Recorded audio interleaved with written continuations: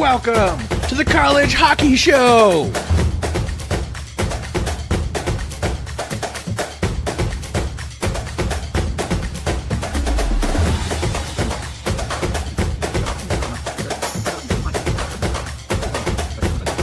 And now, here's your host, Jeremiah Maxwell, and the degenerate Bostonian, Mike.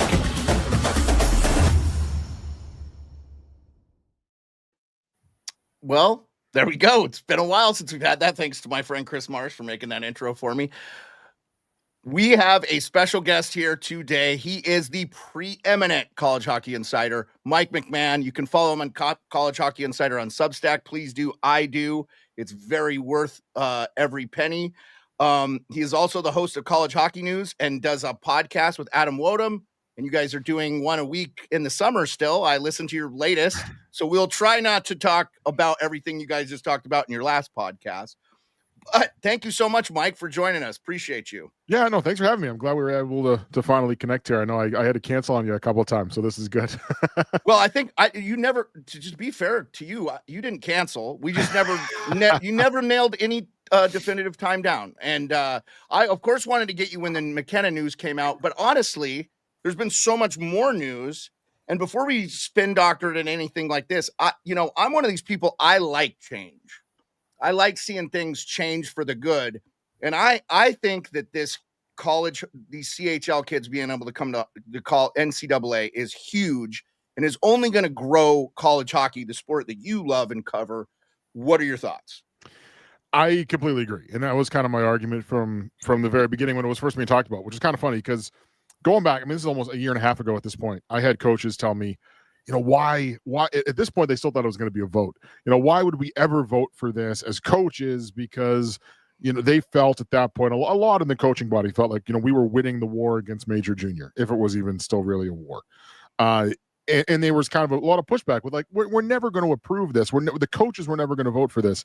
And I tried to tell people at the time, like, I understand that this is not going to be a decision for the coaches. This is going to be a decision at the lawyer level, of the NCAA, which is ended up what ultimately happened, right? So, but I remember telling those same people at the time who were cautious about it, like, hey, this is going to turn those leagues almost very similar to the USHL, like in the sense of it, like they're going to feed some players to pro hockey, more so directly, right? Like those guys like Michael Misa, like those guys are probably going to go pro right away, right? But they're also going to feed players to the NCAA that you didn't have access to before. So like, I do agree with you. I think it's going to up the level of play in college hockey because you've got a bunch of really good Canadians who weren't eligible before and now they are. So yeah, that should up the level of play overall. And not to repeat what your co-host Adam said, but McKenna's not the first. Caden Veerhoff, right? Mm-hmm. Jackson Smith, a couple other kids here committed to going to college over the CHL or coming out of the CHL, obviously WHL, whichever specific. If I say CHL, I'm all encompassing the Quebec Major Junior League, the Ontario Hockey League, and the Western Hockey League. So I don't want the fans of those leagues to get upset at me. We're just going to use the CHL as the whole, so we can brevity is clarity on this one. But I said it's Keaton Veerhoff. What did I say? Yeah. Keaton, sorry. And Gavin McKenna, part of Martone. In fact, I met him at the NHL draft. I was at the NHL draft. Not credentialed, but I was there.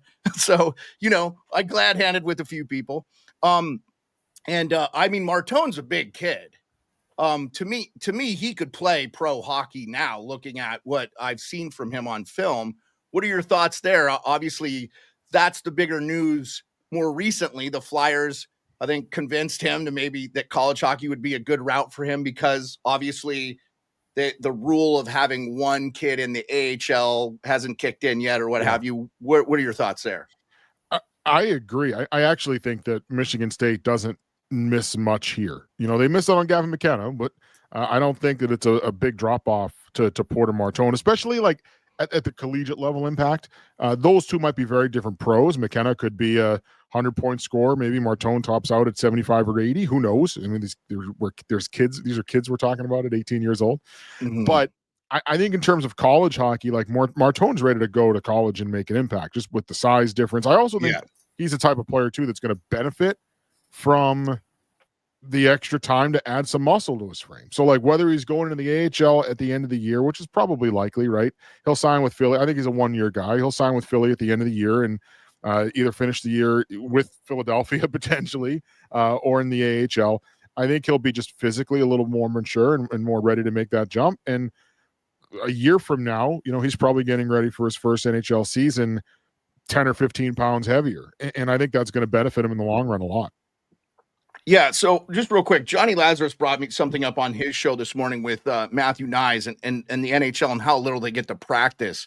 And I think it's being lost in the sauce with these WHL kids or the CHL kids as a whole, is they play a lot of games too. So I'm assuming they don't get a ton of practice either. And I get the WHL commissioner talking about protein shakes and working out or whatever, lifting weight or whatever. And but what I'm saying here is these kids will get a lot more practice time, which I'm not saying they don't know the game at this age, but you can learn it. It's especially when you watch the pro game. I learn something every year the NHL teams are doing, and they're like, this is the thing. And it's like, wow, like that. Where do you learn that? When do you get to practice that?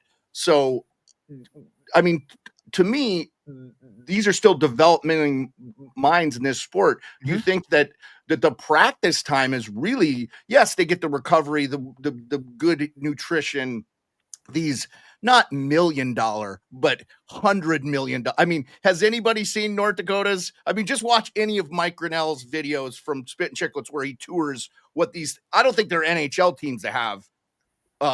Some don't, yeah. As right. Nice as these college teams do, for sure. Like Michigan State being one of them, right? I mean, so, just talk about that. Like what, and then I'm going to let Mike ask you a few, like the practice time to me is the thing that no one's talking about. And that's where they get this to me. Anyway. Yeah, no, I think you're right. And it's funny, like it's almost on a football schedule in the sense that like the traditional schedule is they play Friday and Saturday night. Sundays, usually their off day. Teams will then practice Monday, Tuesday, Wednesday, Thursday, and get ready to play Friday and Saturday again. So it is kind of a repeat, rinse and repeat week more often than not. You throw some midweek games in there, but for the most part, that's the set schedule. Thursday, maybe a little lighter because it's a practice day before a game. It's kind of a pregame practice, probably a little more of a walkthrough, lighter pace. Definitely not as much physicality as you probably get Monday, Tuesday, Wednesday. If you were to play midweek games every week, like if you're going to throw a Wednesday game in there, that practice, maybe the practice time is the same, but it looks a lot different because you've got a pregame practice on Tuesday, which is going to be less intense. You've got a practice day after a game on a Thursday, which is probably going to look a little less intense because you got to recover because you're just coming off of a game. So I even though they may argue the ice time is the same, and it could very well be like over the course of a year, but I think the intensity of those practice reps is ramped up a little bit when you have that gap between games. You're not worried pregame, postgame. Do we have to dial back the intensity a little bit? We got to slow the pace down a little bit here to let guys recover, or because we got to get ready for a game tomorrow. They go kind of full tilt Monday to Wednesday, dial it back a little bit Thursday for that pregame practice. Then of course you got your games Friday, Saturday, and Sunday is traditionally, I think, the off day for most programs, depending on schedule. If you're a Beanpot team playing on a Monday night, you're probably practicing on Sunday. But sure, for most weeks, Sunday's probably the off day for those guys. Yeah. Okay, I lied, Mike. Before I let you go, I had one more, and this is kind of related to a recent interview your co-host did with Dane Jackson. But I didn't get to delve deep into this house settlement thing, but I did understand based on what Dane said to you, Adam, was that one of the reasons they didn't want to opt into this house settlement initially was they were worried about they'd have to cut players that they'd previously committed to. That turns out to not be the case. But for the layman, can you just kind of explain what this whole house settlement thing means for an NCAA fans that just kind of don't know all the legalese and stuff? That's sort of like, what's the gist of the whole thing? Sure.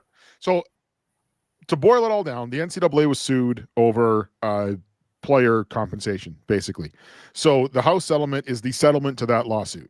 All the big schools, all the Power 4 schools have to opt in. They don't have a choice.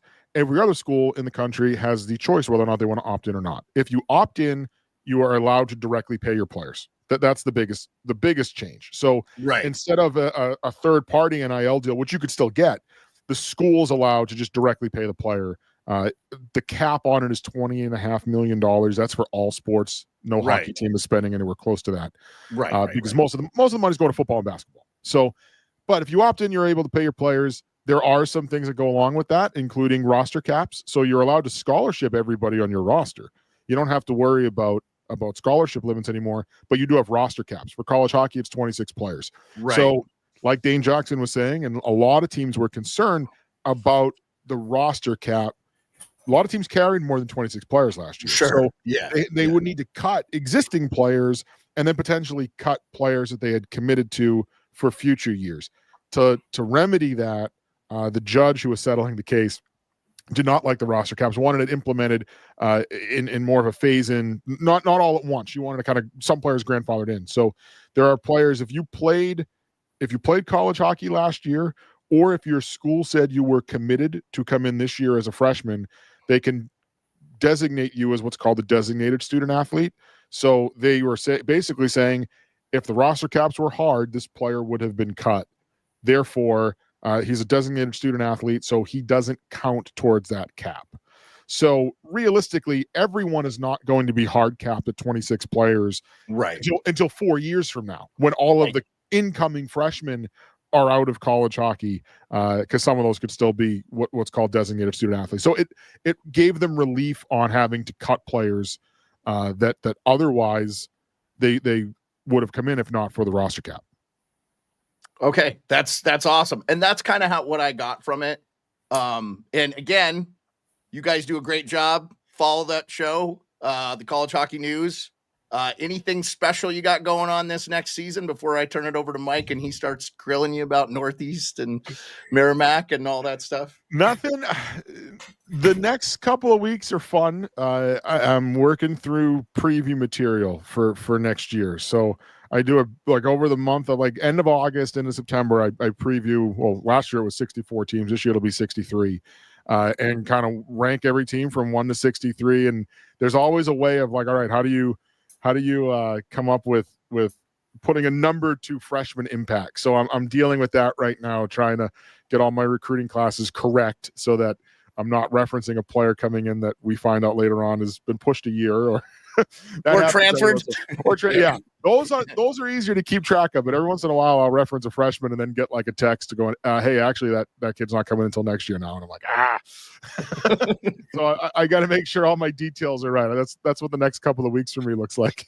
And you think, NHL writers got it easy, right? You know who the roster is going to be, sort of like a few guys. You've got 63, because we lost a Division I team, obviously. And Mike, go ahead. I want you to get in here. So Mike Guarino of Boston, my friend here, is a big fan of you. So go ahead, Mike. I appreciate it, guys. Mike, I got 40 million questions like anyone would, but I'll start with this one because I had a bunch of people ask me about Penn State. They had 4 first rounders that got, I don't know, pretty much anyone they wanted coming out of any of the Canadian leagues. Something I fear. Do you think there's too many mouths to feed down there up at Happy Valley? Is that going to be a problem for them? I think it could be.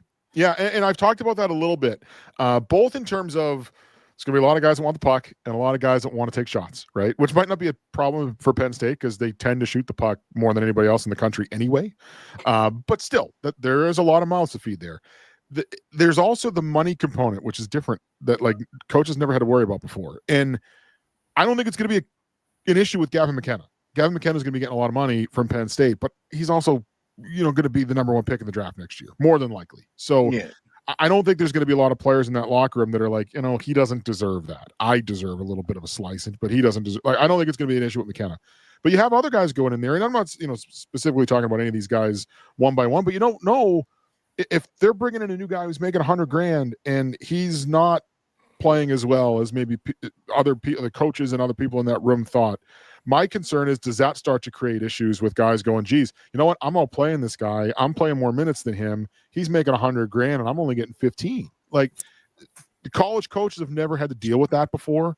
And even though the revenue sharing dollars aren't going to be completely public, the guys in the room are going to know what each other are getting, because we're talking about 18 to 21-year-old kids who are going to talk. Sure. So, I think that stuff's going to get around, and that would be the thing. I think, and not just at Penn State, but at some of these schools that have shelled out big dollars for players, it's going to be the first time you're going to have to deal with that. With, hey, you know what? He's not earning his money. I deserve more. And is that going to create some issues in the room? That's a dynamic that I think is going to be interesting to kind of follow for not just Penn State, but a lot of teams this upcoming year. I saw that Penn State team. That's having flashbacks. Mike, is it going to be the 2019 Wisconsin team that went 14-20, or is it the 2020 team that we got denied in COVID, who just was? I really liked them a lot. I thought that they had a good chance to win it all, but we'll never know on that one. I looked at that. I'm like, that was something I kind of feared. I'm going to pivot a little bit over. I'm going to start with Bookman in Western Michigan. I thought Western Michigan won the transfer battle this year. I'm not counting all the Canadian kids, just college to college. I thought Western Michigan pulled the best 4 kids. So I'll start with Bookman. Do you think he slides in their top power play right away? He should. Yeah, I think he's in that mix for sure, right? He should quarterback one of those 2 units, whether it's the first one or the second one. I think he's got the ability to quarterback the top one.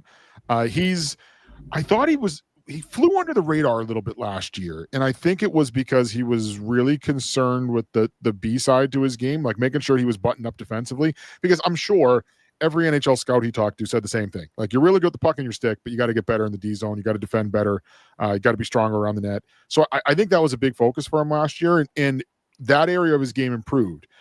Offensively, it not that it suffered, but like it took a little bit away from the offensive side of the game, right? He didn't have a 35-point year with 10 goals from the back end, which I think he's capable of doing. So I think at Western Michigan, he's going to be in that role. He's going to be an offensive defenseman. The way that they play, it's going to demand that he plays pretty hard off the puck as well, which I think is going to help him.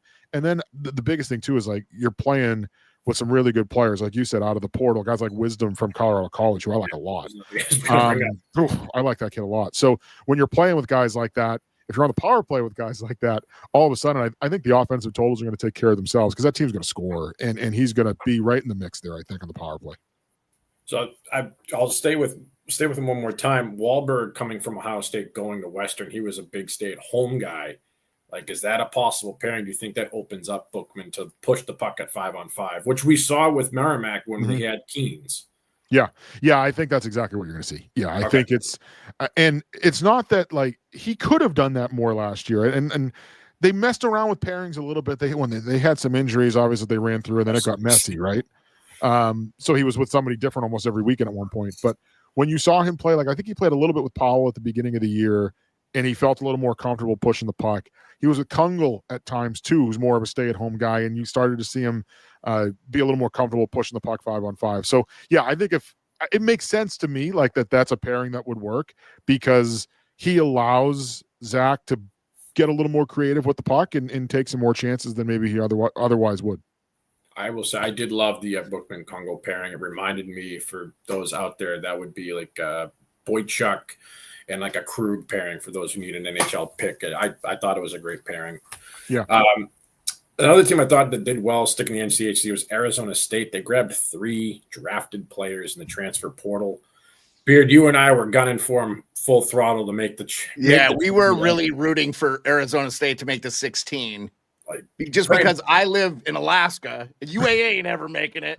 So UAF had an argument a couple of years ago. They should have probably been in. And, I don't know about you, but we'll maybe get into this topic if you have the time, but I would love to see the tournament expanded and changed.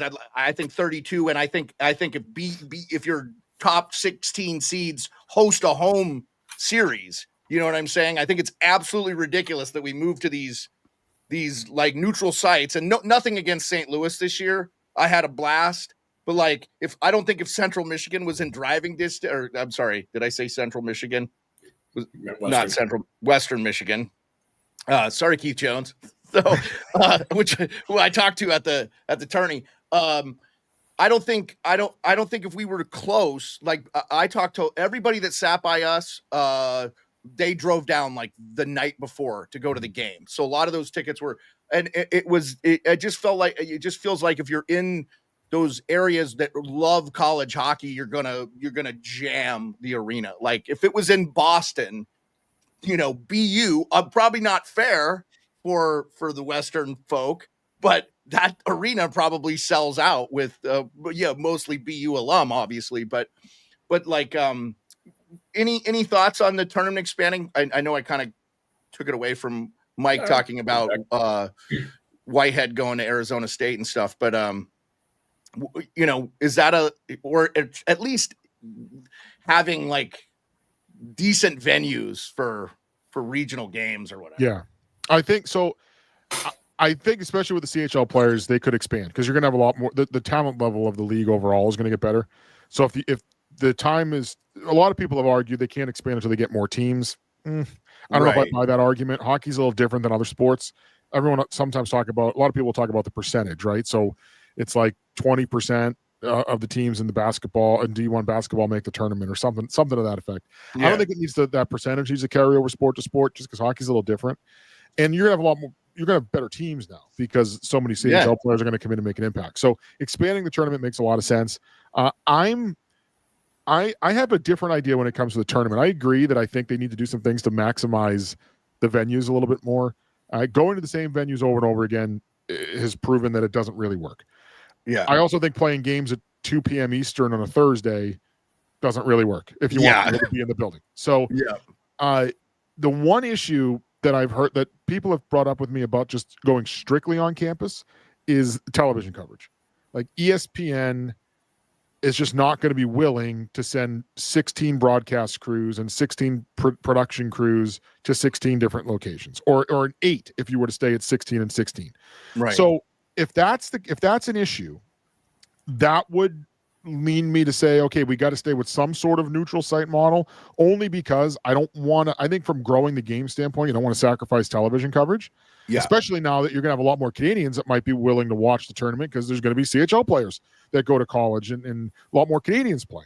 So I think you want to maximize your TV coverage as much as you can. However, like I said, going to the same venues over and over again is not working. So they have a rule right now where you cannot bid to host in your home arena, which makes zero sense to me. And it's one of the issues is why they end up in the same buildings over and over again. Because there's not a lot of Midwestern buildings that are the size of the Manchester Arena or Worcester or, those AHL size, 8 to 10,000 seaters. There's not as many of those in the Midwest as there are in the Northeast. I don't know why they won't, and they're talking about changing this, and I hope they do because I think it would just greatly improve the tournament. Is if you have a building that's your home building that is capable of hosting tournament games, you should be able to host there. Like exactly. There's no reason why Denver has to go to Loveland to host next year. Yep. That's dumb. There's no reason why North Dakota has to go to Fargo to host. Like that doesn't make any sense. They have a perfectly good building on their campus. I think that would open up a lot more different venues to host, which could then also, some of those will be home sites. So if that team's in it, it's going to help with attendance. Also, you're going to bring a tournament into markets that haven't had it over and over and over and over again. So if the regionals are coming to Minneapolis at University of Minnesota for the first time, that's a bigger draw than if we're going back to Fargo and Fargo's a bad example because they always sell out with North Dakota fans. But it's different than going to Worcester for the 25th time, right? So I think that would greatly improve on a number of levels. You'd get the more venues involved. You'd get some host venues involved, some home venues involved. So you get these games close to the campuses, and that's assuming that ESPN wouldn't go to 8 different venues in one weekend. That's what I've heard has always been a drawback, that it would be difficult for them to make that sort of investment because it doesn't draw the numbers that basketball or even like the College World Series. Because that's been the biggest thing. You go, well, they do it for baseball and softball. And that's true, they do. But I laid this out in the newsletter a couple of weeks ago when the College World Series was going on. I was like, the Frozen Four averaged like 500,000 viewers a game this past year. And the College World Series and their super regionals on ESPN were at like 1.5 million per game. Yeah. So they're tripling the number of viewership which means that ESPN might be a little more willing to spend more in production on that tournament. So I get it. Older sports too, though, right? I mean, 100%. those are older sports with longer fan base. I mean, just long, I mean, that I totally understand. But the only way you're going to grow the college hockey game is having it on TV and accessible for the fans. So, and accessible for me, and I'm sure you don't disagree here, is that the fans who love and that are passionate about it, guys like Mike who go to 51 college games a year, he drives all the way from Boston to Maine to go see those, all over the damn place. He's an exception, not the rule, that it's kind of close to a venue that they'll go to. You know what I'm saying? Yeah. I completely agree. And I think like if you look around at the Big Ten schools that could host, all of them could host. Most of the NCHC buildings would be able to host. Like as long as you can comfortably house 4 teams, you would be able to host. I mean, BU. I see BU behind Mike there right now. Like BU could absolutely host a regional at Aganis without issue. UNH could host it at the Whittemore Center. They just hosted the Women's Frozen Four. Like Songus could host. Lowell could host at Songus. There's a lot more venues you would open it up to, especially in the Midwest, which I think is the most important thing because that's always been what they've struggled with the most is finding those Midwest buildings. Most of the schools in the Midwest, a big chunk of them, could host right on campus if they were allowed to. So I hope they at least change that. That seems like a good step. And then let's see what it looks like from there. And if more changes need to be made, then more changes need to be made. Well, and you get that college atmosphere when you're in those venues because those fans show out. You know what I'm saying? That's the thing that I think we miss. Yes, the basketball fans travel, but they've been doing that forever. And a basketball arena is a basketball arena where a hockey arena is something different, right? I mean, yes, they play in obviously similar buildings or sometimes it's the same or whatever. But I just feel like I bet the greatest game I ever went to was Alaska Aces ECHL game, 6 overtimes in the Kelly Cup playoffs here at the Sullivan Arena, which is we don't have an ECHL team now. It's like a junior B team now here, like the Alaska Wolverines or something. But I mean, and they fixed that arena a little bit. It's a little different. It doesn't have the feel it did. But I mean, I think 6,600 people in that arena, jam packed, just the loudest thing I've ever been. The only other time I've heard it louder was when I saw Ozzy Osbourne there, rest in peace. It's like 2001, 2002, like just unbelievable craziness. And I can imagine like UAA plays there or did play there. I don't even know where they play now. I live in the city and I have no idea where they're playing. Like that's not acceptable. Yeah. They built a beautiful Alaska Airlines arena. It's for basketball. They don't even have the hockey in there. It's not a dual use thing. It's baffling to me, but I just, as somebody wants to see the game grow. Okay. I got like Mike get backtrack on Arizona State. Cause we definitely want to see we want to see some of these Western teams make the playoffs, especially with it being in Vegas this year. The Frozen Four. Go ahead, Mike. You were talking about. I was saying the 3 transfer guys. Does that give them enough? Because the forwards, I'm hoping. Do you think that gives them the push to get into the 16? Like, will they finally get back to the big dance? Gets them real close. Yeah, it gets them like there's certainly. I think for me, I haven't done my full preseason ranking yet. My guess is that they're going to be somewhere in that like 12 to 16 range, which is really the bubble now because you don't know what these auto bids are going to look like. But yeah, I think that forward, the additions they made at forward are going to help them make a push. I like some of the freshmen they have coming in too. Like I think again, it's hard to rely on freshmen completely because they're on the younger side, but they dipped their toe into the CHL a little bit and got some really good players, which should help. And that's what I think. Like the older CHL freshmen, like those 20, 21-year-olds that are coming in, I think you're going to find that they're going to help teams more immediately than like a traditional freshman would help teams just because they're a little more seasoned. Like I was looking at a kid today about 2 hours ago, a kid from the Q that's going to Merrimack. He's got 260 games in the Q under his belt. Like pretty seasoned. Yeah. I'm bringing him up. I wanted to, I guess I'll get to him in a sec. I'm going to say for real quick, the ECAC, do we see more than one team get in? Like I know Cornell got the auto bid last year, but really Quinnipiac was the lock. Do we see 3 teams from the ECAC get in this year? I know in my opinion, no. I only saw 2. Yeah, I think 2's choose the most. That's what it feels like is going to be the case now, especially, we don't know what the impact of the House settlement's going to have, but Quinnipiac's the only team in the league that opted in. So is that going to, in the long run, maybe not in year one, is that going to, in the long run, hurt Cornell from bringing in the top tier players that they've brought in? Is it going to hurt Harvard from bringing in some of the top tier players that they've been able to bring in like over the last 5 or 6 years? I don't know. I know some of those coaches will say no because they'll be able to still get really good players because of just the number of players that are going to be available from the CHL. But like some of those national development program kids that have picked Harvard in the past, I don't know that they're going to pick Harvard now. Maybe some of them will. Again, every kid's going to be different. Some kids are going to value just the Harvard education over everything else. But I think it's going to get harder. Like when you've got some teams like a Penn State who maybe weren't in conversations for those players before, that now might come in and go, well, not only do I have a full scholarship for you, but I got like $50,000 if you want to make that per year too. And Harvard, you're going, well, yeah, I'll have some aid, but I'm not going to get paid. Yeah. Does that start to sway some of these decisions? It's going to take a couple of years to know whether or not it will for sure. But for now, like it really feels like the ECAC is going to be Quinnipiac's almost an automatic until proven otherwise.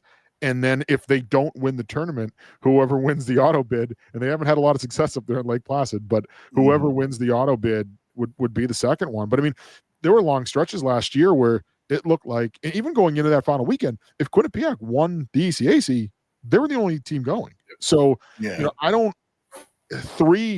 know how they get to 3. I don't know how they get to 3, at least not next year.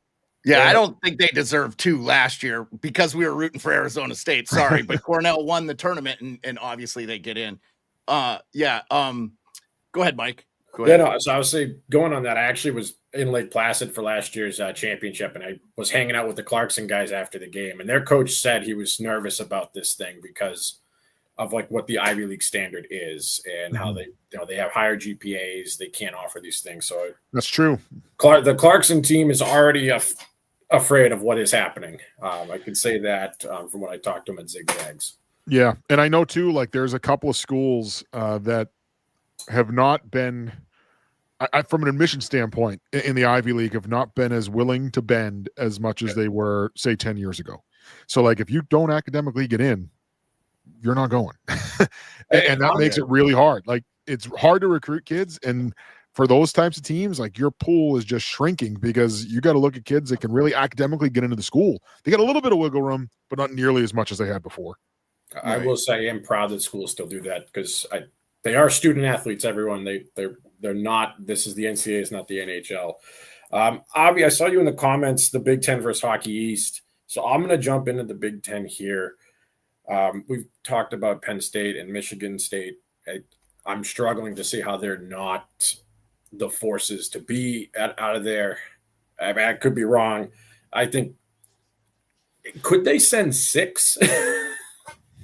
Am I live in a fantasy world there? I'm a huge Wolverines fan, by the way. So like, maybe that's why I'm looking at what grows up in Boston, likes the Michigan. Go figure. Right. But I don't think it's out of the realm of possibility. Yeah, I don't. Only because a lot of it's going to depend on how the league does in non-conference games, which is that's the biggest determining factor every year. If some of those teams in the mid-tier are better, it's going to just help the whole league improve. That's where I think, I don't think Michigan's going to be out for multiple years. They've loaded up a little bit here. It feels like they knew what they needed to address, and they addressed it specifically with their goaltending position, which they kind of cemented a couple of days ago. That had been rumored for a while, but cemented that a couple of days ago. I think that puts. How did they do that, Mike? Sorry, not to. How did it was the kid from the OHL? Is it Jack? I'm going to butcher his last name. Not Tyson Jugnoth. Ivanek. Ivanek, yeah. Jack Ivanek. John Ivanek. I put J, so in my notes. Okay. I am still in July mode a little bit. You're Jack okay. John. Okay. It's a J name. Yeah, that's for sure. I have J Ivanek in there. Again, Mike, if you have to go, or if we go a little long. No, I'm good. Okay. I just want to tell everybody that's listening, we got over 65 people. Again, thank you, collegehockeyinsider.com, Mike McMahon, subscribe to his Substack.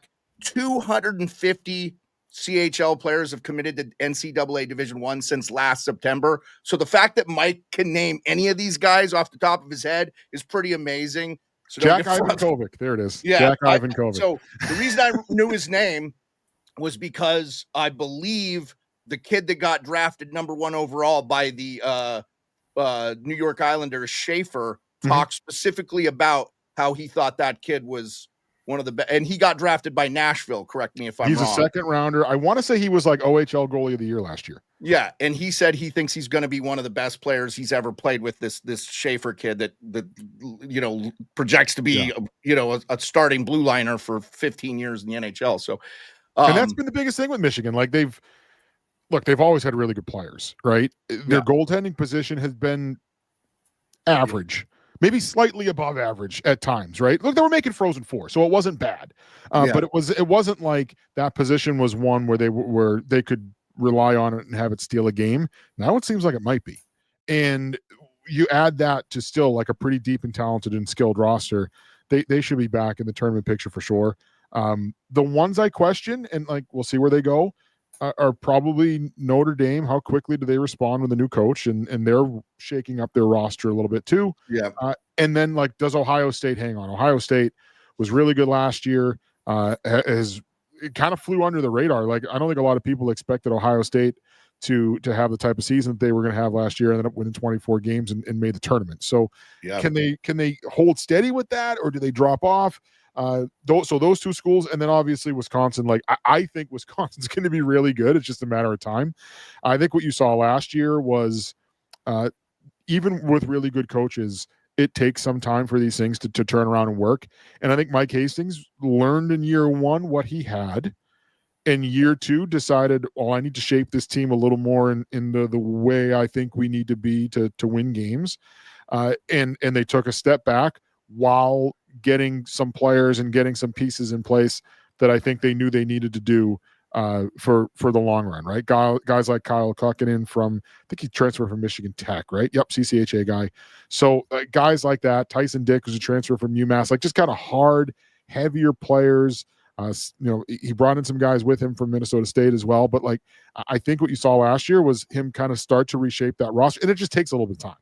So I think you started to see him reshape that roster a little bit into more of what the Minnesota State identity was, which is a little more blue collar, a little heavier. And I think that's what they're going to try to do to be competitive in the Big Ten. I think they're looking at it going, hey, the 5th overall picks, the 1st overall picks, the 6th overall picks, those guys they're going to Michigan or Michigan State or in some cases Penn State. How do we be competitive and not have to necessarily rely on a bunch of one and dones? I don't think Mike Hastings wants to rely on a bunch of one and dones. I think he'll take them. Like if you can get a couple here and there, they'll help you for sure. Mm-hmm. But I think the backbone of a Mike Hastings team is going to be the 4-year player who's a little heavier and just plays hard, like how those Minnesota State teams played. And I think you're starting to see that ramp up a little bit after a step back in year 2, which year 2, like I think when there's new coaches, year 2 is really the rebuilding year. Year 1 is almost kind of like the learning year. Like what do I have? Mm-hmm. What can I keep? What do I want to get rid of? And year 2 is really what kind of starts the rebuild. So that's where I think they were last year.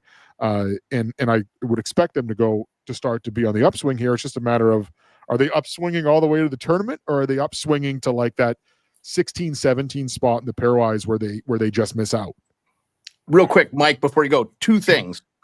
One, do you think the success of the women's teams helped because Ohio State has a very good women's team? Obviously, Wisconsin. That, by the way, that if you guys did not watch that national championship game, unreal game, like just between Ohio State and Wisconsin on the women's.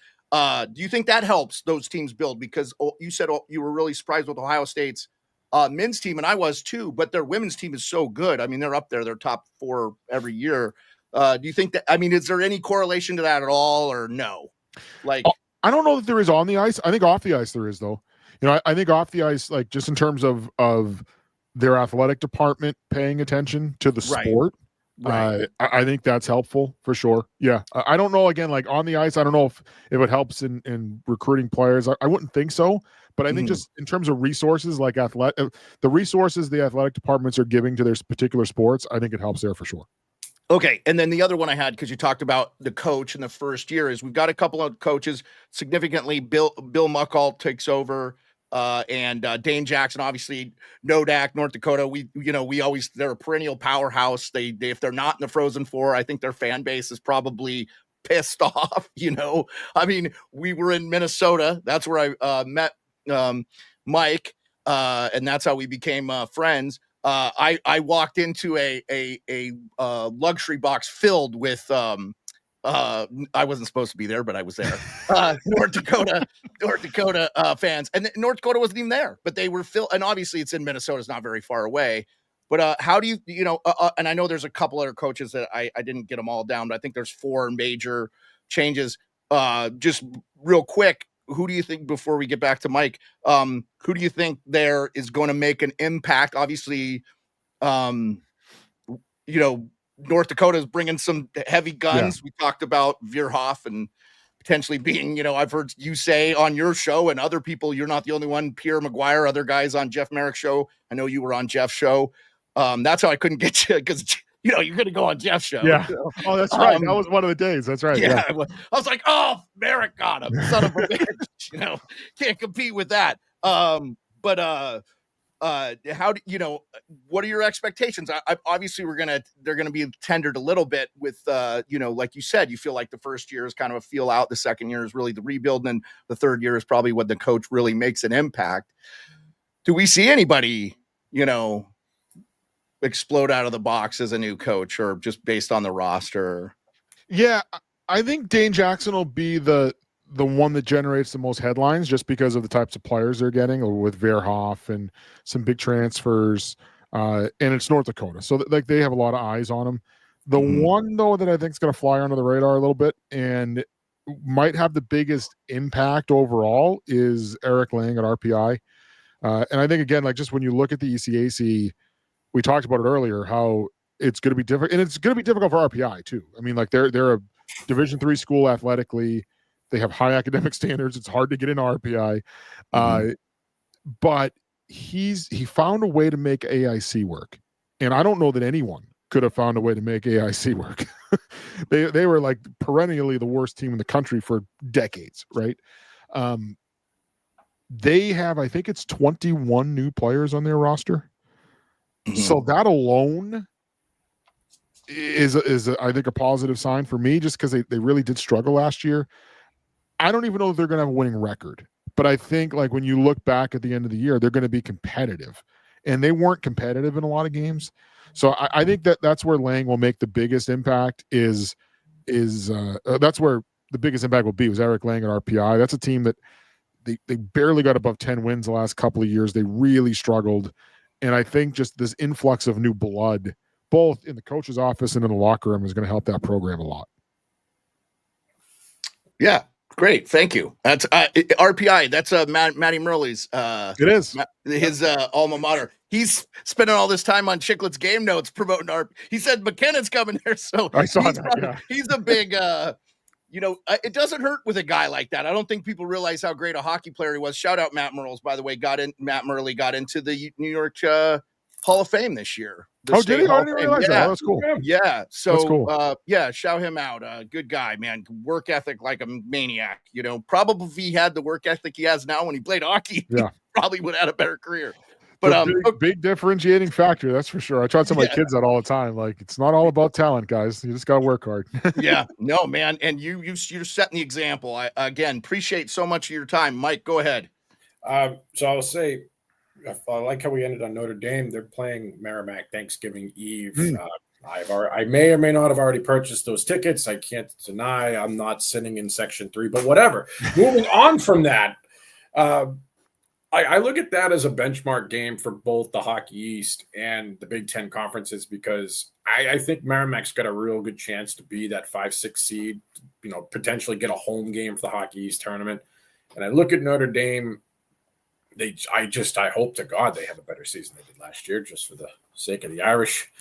Am I wrong to say that's a kind of a benchmark thing? That's how we're going to look at it and determine, because I think Hockey East is top heavy, but more compared to its usual self, a down year.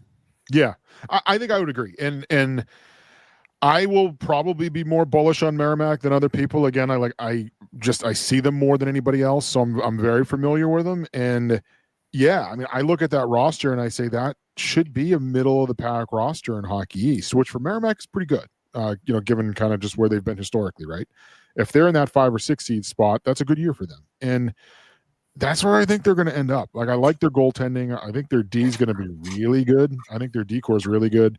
And I like their forward group. Forward group's a little bit younger, but I like their forward group a lot. And Notre Dame, at the same time, is trying to build itself back up to where it had been in the past. They haven't made a Frozen Four in a while, haven't even been in the tournament in a while, but they're trending in that direction. So, yeah, I don't disagree. I think that's a benchmark game, especially at that point in the year too, because you got a lot of non-conference games that weekend, which helps separate things in the pairwise. We start to find out who's going to be in the tournament, who's not going to be in the tournament, right around Thanksgiving and after. So that's a good way to kick off that weekend.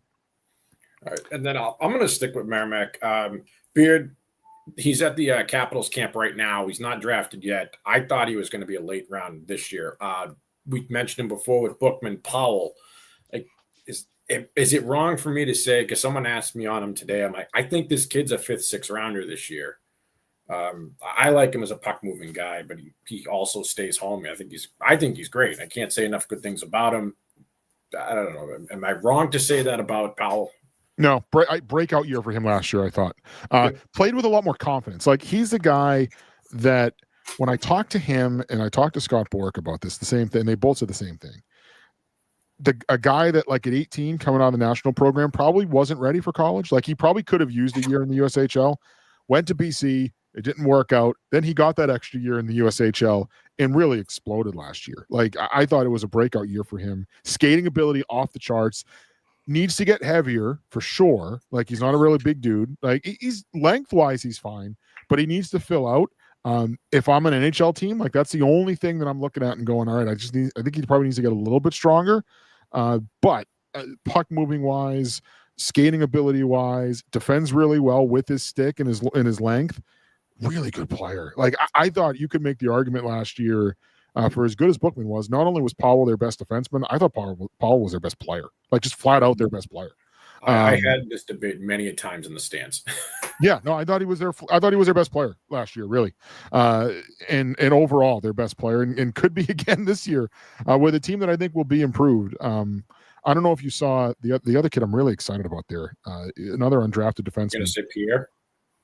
No, well, Pierre had a really good year too, but another undrafted defenseman who didn't play a lot last year, but every time I see him, I'm just like, that kid's going to be a stud, is Nathan King.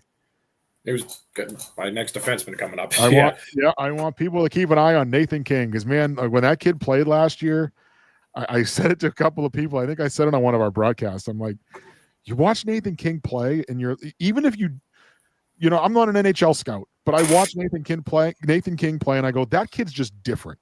I don't know what it is. Like, I really can't pinpoint it, but you just see it. That kid's different than everybody else. And again, he was a kid that I don't think they knew wasn't really ready to come in last year, but they needed to bring him in and let him develop more in practice. Was getting in by the end of the year.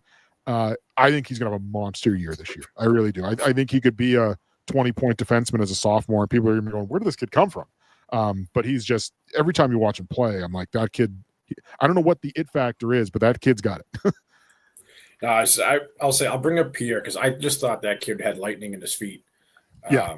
I actually, I don't know, this will probably sound a little dumb. I don't think he gets drafted this year, and I think as a junior, he's somehow like a top, in that 2nd, 3rd round pick, because when you go watch this kid play, he's got speed, and he likes to shoot the puck.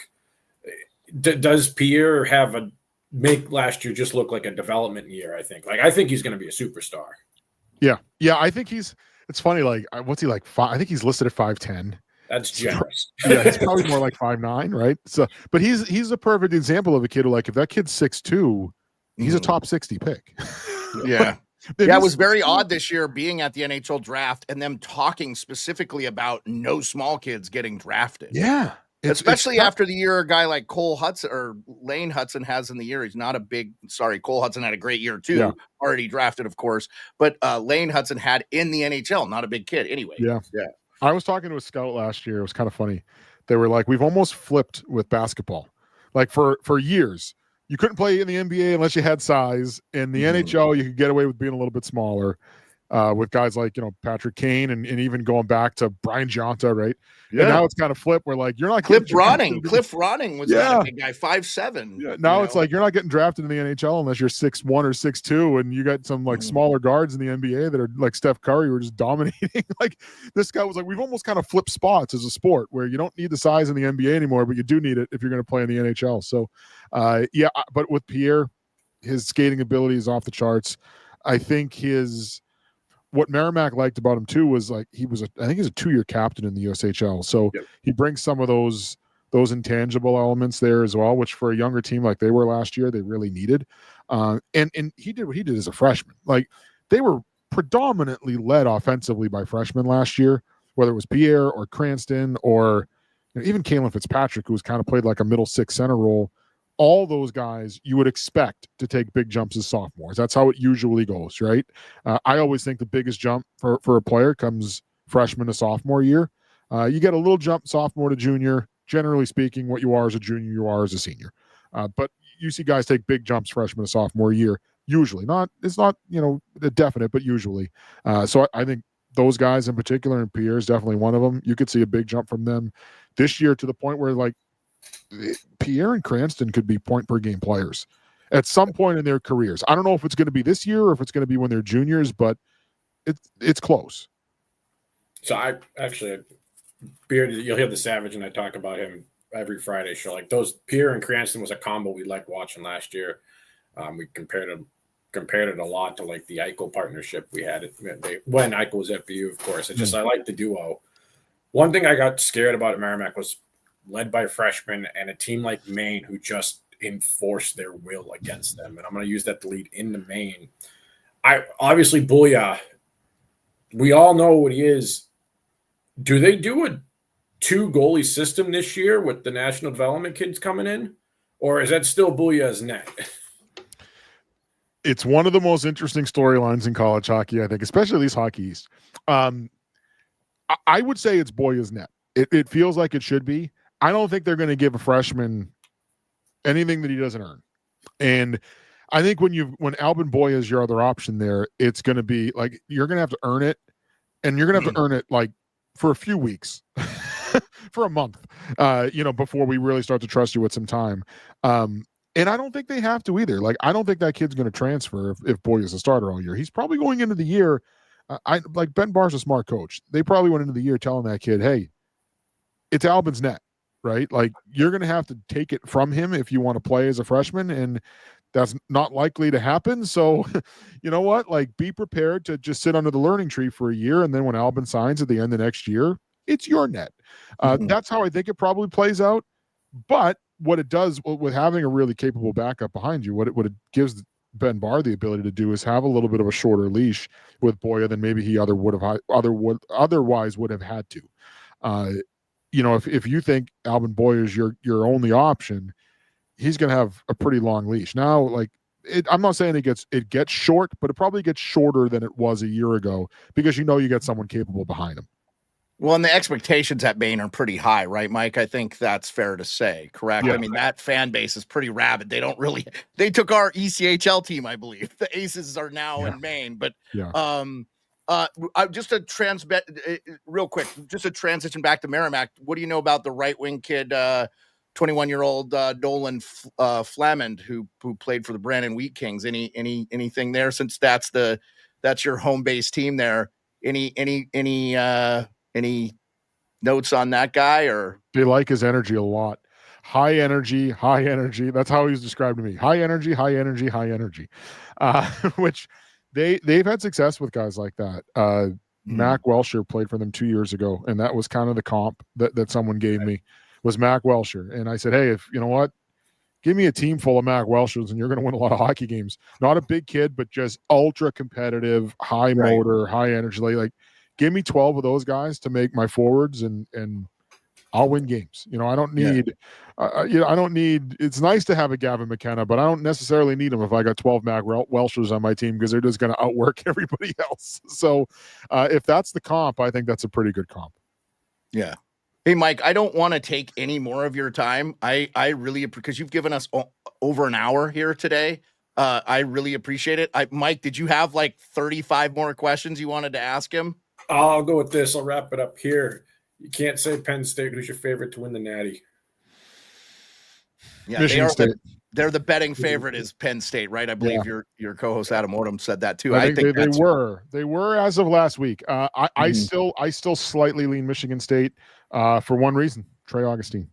And I don't think they took as much of a step. People are going to overreact to them losing on Gavin McKenna, which I get. But Porter Martone's really good. Yeah.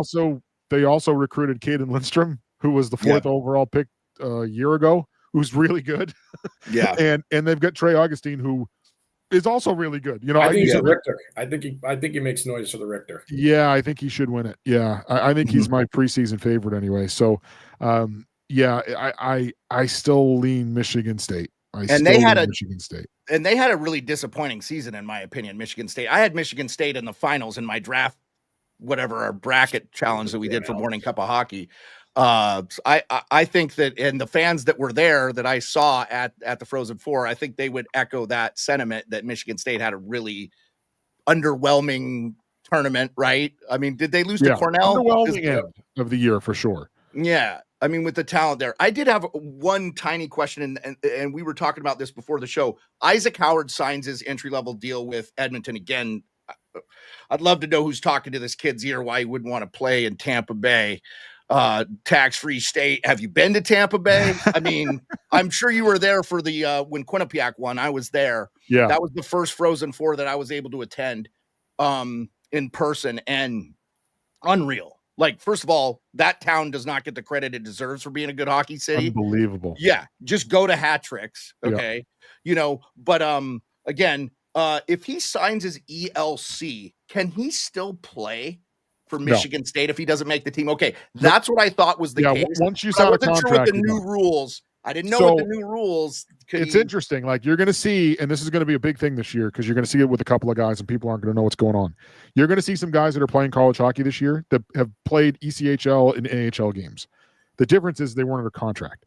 So if you played at the end of a junior year and played on an ATO or on a PTO or no, it would be an ATO. The less than 9 games or whatever. Yeah, right? If you played on an ATO, that's not a contract, so you can still play college. The second you sign a pro contract, you're ineligible. So you're going to see a couple of guys that have done that. They're going to be playing this year that played some minor league games on tryout agreements, which is going to be different for college because college hockey has never experienced that before. You're allowed to do that only before you enroll.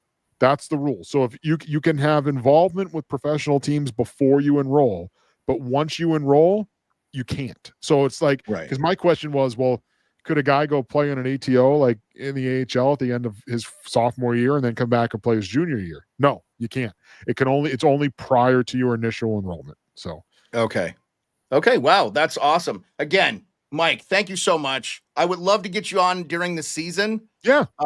Again, so we can get more of these questions because I know Mike has we normally don't do a show this long anyway. So I just I don't want to take all your time. This being our first opportunity with you, I did rep a Whalers since you have the Whalers hat. I was going to say, I see it. It's right behind me. Yeah. There it is. I was like, all right, man. The Brass Bonanza is still the greatest goal song in the history of the game. Don't care what anybody says. So when UConn used to play there, it was the radio booths are up in the old press box, all the way like hanging from the ceiling at the top of the building. Yeah. So I would go up to do like intermission with Merrimack Radio, and it's frozen in time.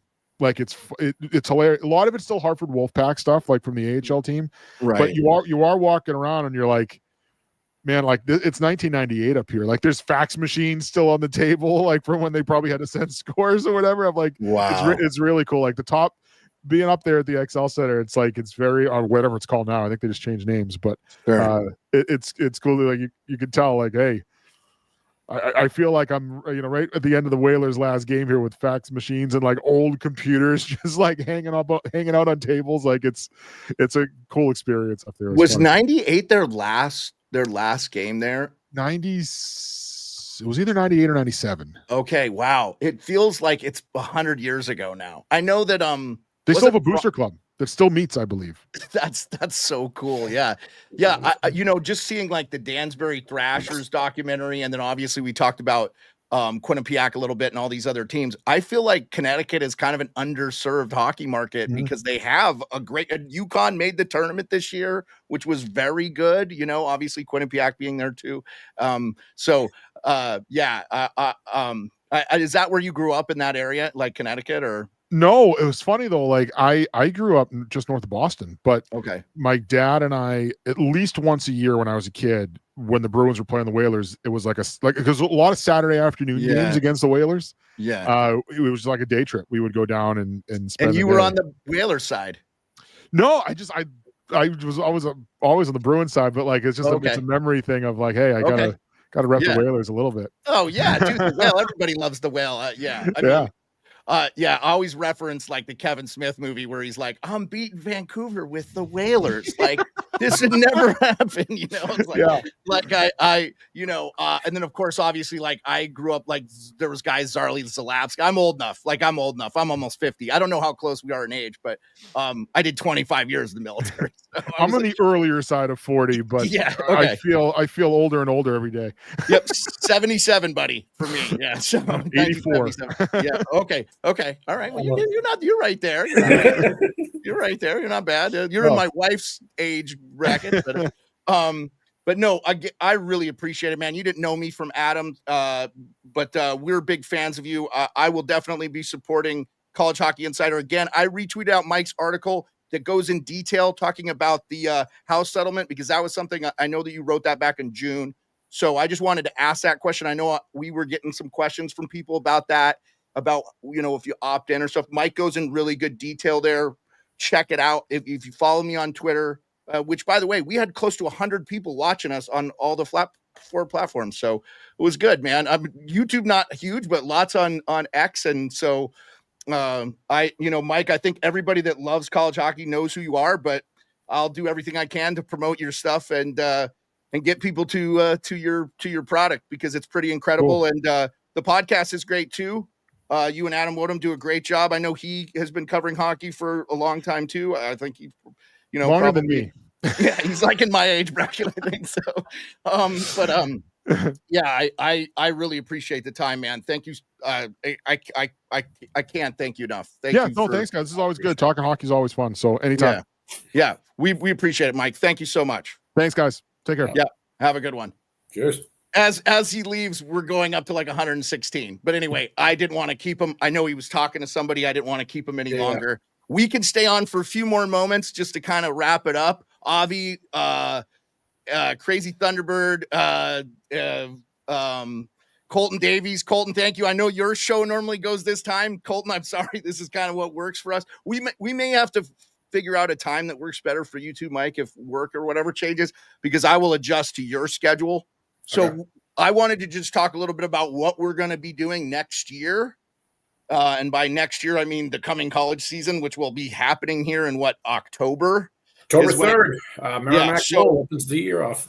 So we'll be back on the regular with some shows in September. I think probably maybe an August show or something. Right now, as of now, NHL nightly is not a show. So I just wanted to let guys know Perlo and Rico are doing their own thing. Rico had some personal stuff. Love those guys. I just, when I reached out to them, I really didn't hear back. I think they kind of want to do their own thing. So there won't be an NHL show per se. So what I'm going to do is I'm going to just get people on that I want to talk to. So Doug McLean, Al Koken, these people I meet at these things, I will be talking to like I'm going to be talking to writers, Mike McMahon. We want to get guys like that on. As far as the college hockey show with me and Mike, that's not changing. Mike will give you his gambling picks. We're going to talk about who's doing what. I'm going to spend a lot more time listening and watching college hockey and paying a little bit more attention to that. And I think that's going to be the focus of this channel for a while. So I just appreciate the support. I mean, now we have 169 people on here. Everybody go back and watch the Mike McMahon interview. Again, if it's $60 a year to subscribe to his Substack, it's totally worth it. He, that's how guys like him make money now, because journalism is dying in this country. So, like we've talked about, 250 kids have committed from the CHL to college hockey. The product is only going to get better. It's only going to give these kids a lot more eyes too, and a better opportunity to get on. Mike, I know we probably didn't get to half what you wanted to talk to, but I didn't want to. Also, you're working too, right? I didn't want to keep you like. I got to give a shout out to Emilio and Lisette, my managers and directors. I thank you so much for giving me they said, hey, take all the time I want. They gave me the entire afternoon off to make sure I got this. Unofficial sponsor is Mike's work. Yeah, Boston Scientific. Appreciate you guys. You guys are sincerely appreciate you guys giving me the time this afternoon. Yeah, as Colton Davies said, he's got a fantastic Substack. Speaking of which, shout out Colton Davies for being here. Colton Davies from the Game Day Tarps podcast. Awesome. Works for Daily Faceoff. Works for the Kamloops Blazers. He's a hell of a guy. Check out Colton's stuff. He's incredible if you can't watch him live. And then Avi says, get your ESPN Plus ready to go. Now, in Canada, we got to figure out what Canadians can watch college hockey on, because yes, we're going to get a lot of those questions. So I will do some research. I'm going to reach out to my good friend John Viveros, Hot Take Hockey, figure out if he's able to watch, because I think, between all his jobs, probably he isn't going to be able to watch college hockey. But if there's a platform that offers it, we'll definitely let that happen. I just didn't. One, it's gorgeous here, man. I can't be inside this long. So, but I wanted to again, just really thank Mike for taking the time to come on. We had never met, even though I tried, we tried, but we tried. We'll link up with him. We'll link up with him for sure at the Frozen Four. That will not change. If I take one hockey trip a year, it will be thank you. Neil Simmons is in he says TSN Plus should have the streams, which makes sense. TSN and ESPN kind of same company, I believe, at some point or whatever. They're all owned by like one corporation now or whatever, but it is what it is. So, but again, I really want to thank Mike for coming on here, and really appreciate him taking the time. Mike, you did an unbelievable job. I wanted to give you way more time, but I wanted to ask a few of my own. But you got it, man. As we go, we'll ask him to come on again and work with him whenever we can get him on again. If I have to be up at 2 a.m, which is like 6 a.m. Eastern time, I can do a show. I don't mind, because these guests like him are invaluable. And I understand the reference and time they have, is very limited. So how's your summer going otherwise? Summer's going good. I know a few of you guys have been reaching out. Yeah, I've been a little quiet on Twitter. Hockey season's just over, guys. Yeah, dude. My life revolves around hockey. I have to tell you guys, like, I've been paddleboarding on the lake. I've been, I'm not fucking trying to be inside watching TV at all in the summertime. I watched over 2,000 NHL games last year, and by the time we get done with the Frozen Four thing, I'm ready for a break. And that's essentially when our show is done. I didn't cover too much. I did some playoff hockey live streams and stuff, but I don't think I'm going to do those next year. I don't really enjoy doing them. I enjoy talking to you guys. Like that shit I love. So I don't know if I'm going to, maybe I'll do some playoff live streams while I'm playing games or something. We'll figure it out. I don't know. But like, I just want people to know, like, as far as the NHL, I don't know. I think right now it's just going to be an interview show. And we won't be doing like a nightly show. So I'm going to adjust that. Hey, I love Perlo and Rico. They were good friends. They wanted to do other things. And Rico's got for a long time, Rico was not working. So he took some time off because the place he worked for closed. He got paid to not work. So, he doesn't have to put in that time. So, and Perlo is into the gambling, and he's doing stuff with the ice guys. So that's where he belongs. I'm so grateful to those guys. I have no ill will to them. I'm really appreciative to them. It's just like Mike. Mike is the college hockey expert on this show. This is Mike's show. I'm just a stupid host. Like, this show is Mike's. So when Mike decides to stop doing this show, probably we're not doing college hockey show anymore. But in the meantime, Well, hopefully that's 100 years. We do it forever. So yeah, look, we got Olympics, like Avi says, I'll try to do some of that. I don't know. We'll see. I mean, again, too, it just like I need to have a life away from the computer too. So, and I know you do too, Mike. You got to get to the games. So, but for the time being, this is the plan. Next season is to come in at 2 p.m. on Fridays and do the college hockey show. Does that work for you, Mike? That works for me. Okay, so that's the goal, and we'll talk about when we're back as far as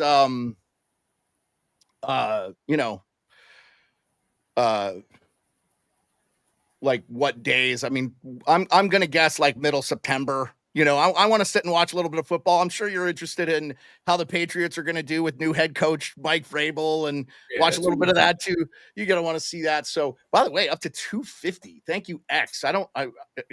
Please, everybody that's watching and listening live, go back and watch the beginning of this with Mike McMahon.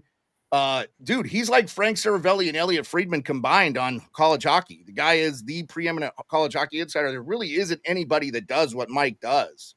So there is not anybody. He's been on Merrick's show. He's been on, you could find him anywhere. So the fact that he took the time to come on our show, I greatly appreciate it. And I'll always promote his stuff. So, yeah. Anything else you want to talk about before we call it well, you got the afternoon off, but I want to get outside. It's nice again. No, I'll say this, guys, for tuning in. As Beard said, I do gamble quite a bit. One, do it responsibly. Don't bet what you can't lose. That's the biggest thing. Do it for fun. Yep. Only for fun. For those that are concerned, last year we ended up plus 33.6 units. So that is, if you bet $10, your profits were $336. So yeah, it's pretty good. Not too shabby. I'm going to stay away from the parlay monster this year. Well, and I think the important thing is I watch the NHL games. Mike watches the college games. And so he knows what he's seeing. And so when you guys are getting gambling advice, which again, we never say this is all for fun. Don't bet your mortgage or your college savings for your kids. We are a gambling centric podcast because we think that might bring us sponsorship. But we really love the game and just want to talk to people in the game. Like the gambling thing is a secondary thing that could hopefully bring some revenue that would maybe pay for a plane ticket for Mike and I to get together for the Bean Pot. So I will be in September. We'll do a live show sometime in September. I am going to the Spit and Chicklets Cup in September. So Mike, we're going to get together for that. I'll be here. It's not far from me. Yeah. So I don't know exactly the venue because they haven't said the venue yet, but let me, I think it's the 25th. So Avi, all you guys in the Northeast, let me find out right now. Spittin' Chicklets Cup. And I'm not playing. We're not doing a team. We're just it's a great place to go hang out and meet people. Spittin' Chicklets merch, Spittin' Chicklets Cup in Boston, dates, etc. Let's see. Here, I can just play. Let's see. Here, I don't know if you can hear this. We'll just play this. Yeah, it says. Here we go.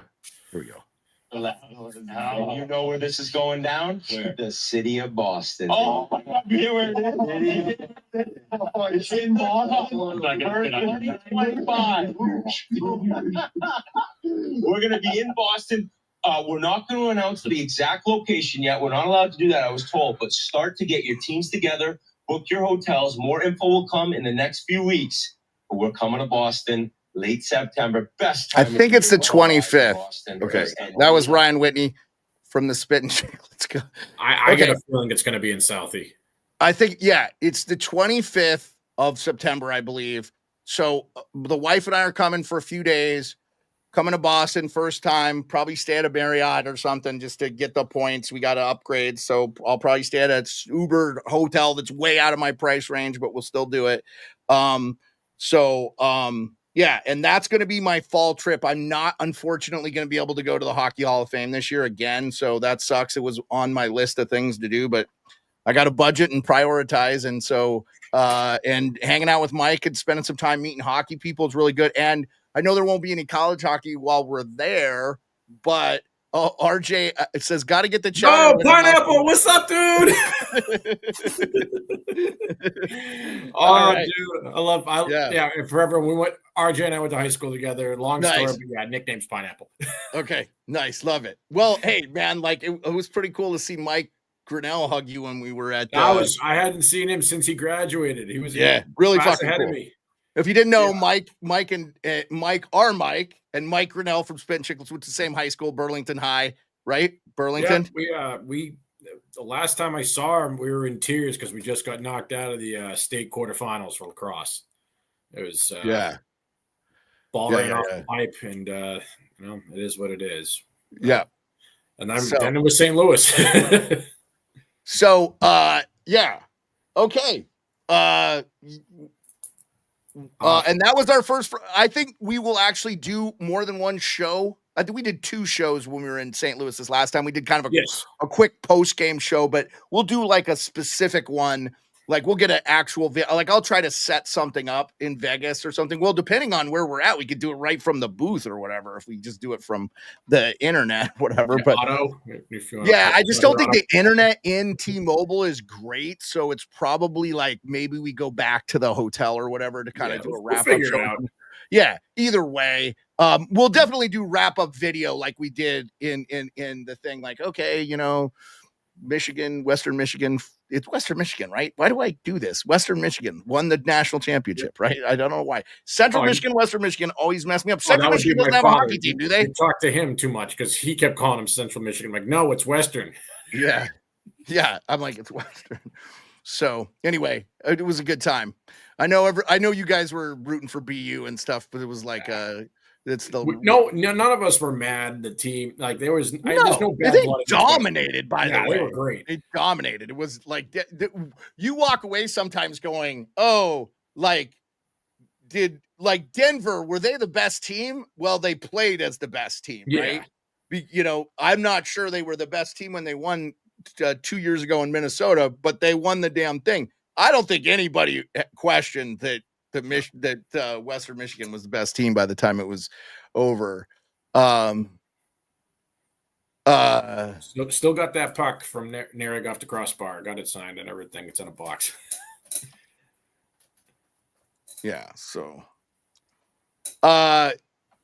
anything else you want to talk about? I mean, that was awesome. Again, thanks, Mike McMahon. Super. Yeah, thank you, Mike.